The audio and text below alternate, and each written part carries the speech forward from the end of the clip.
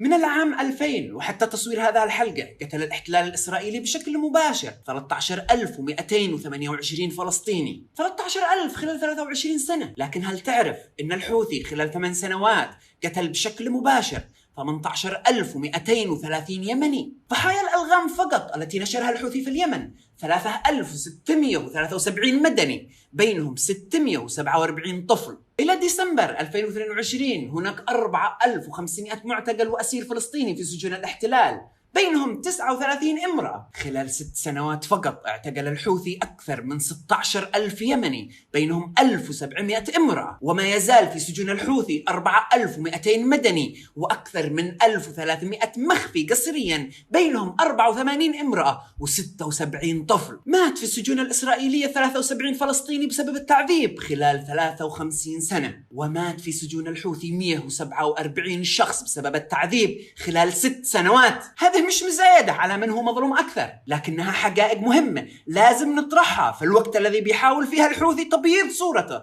بعدد من الصواريخ التي لم تشكل أي تأثير غير الضجة الإعلامية التي استفاد منها هو، مش أطفال غزة ولا القضية الفلسطينية.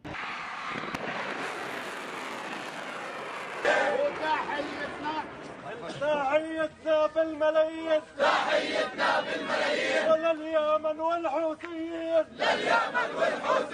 هل تساءلتوا ليش الحوثي أطلق صواريخه التي لم تصل إلى إسرائيل بينما هو قادر على إغلاق باب المندب في وجه السفن الحربية الأمريكية والإسرائيلية، مثل ما فعل الرئيس سالم ربيع علي في حرب أكتوبر 1973؟ بالتعاون مع البحرية المصرية تم إغلاق البحر الأحمر وقطع إمدادات النفط عن إسرائيل بنسبة 100%. وفتحوا الظرف الساعة 2 الظهر، قفل باب المندب.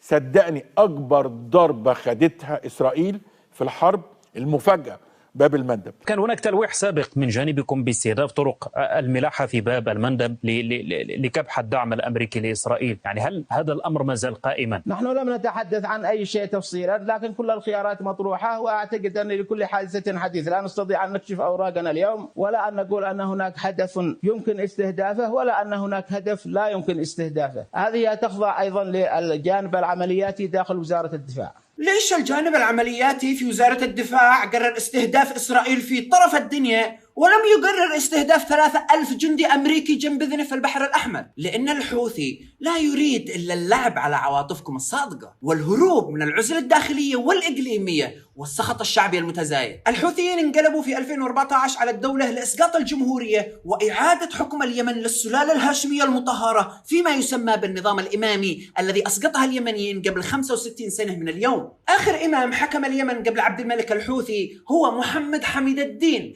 الذي قامت عليها الثورة.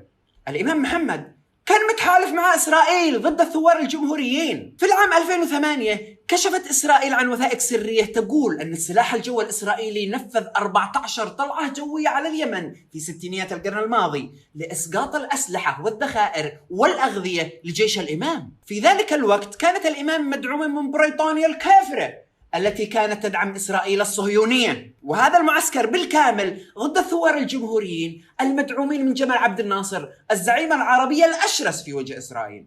وتكشف الصحيفة صورا للطيارين الإسرائيليين ولبعض الوثائق السرية إلى جانب صورة لبعض الموالين للإمام بدر وبحوزتهم السلاح الإسرائيلي. لا يهتم الإمام الحوثي بفلسطين ولا بغيرها، ما يهمه هو استعادة حكم أجداده على اليمن، وسيقاتل الله بنفسه إذا وقف ضد هذا الحلم ويتحالف مع إبليس من أجل تحقيقه. لا يوجد مذهب إسلامي كفر الاثنا عشرية سوى المذهب الإمامي في اليمن. هذه كانت فتوى من عبد الله بن حمزة ورأي الإمام يحيى الرسي مؤسس الدولة الإمامية في اليمن. ومع ذلك تحالف الحوثي مع الاثنا عشرية الإيرانية الكافرة من وجهات نظر مذهبه، مثل ما تحالف الإمام محمد حميد الدين مع بريطانيا وإسرائيل. الإمام أحمد حميد الدين والد الإمام محمد الذي قامت عليها الثورة الجمهورية هو الذي باع اليهود اليمنيين للمنظمات الصهيونية التي كانت تبحث عن مواطنين وجنود لدولتها الجديدة في فلسطين. الإمامة هجرت 65,000 يمني يهودي عام 1949 بعد سنة من تأسيس دولة إسرائيل.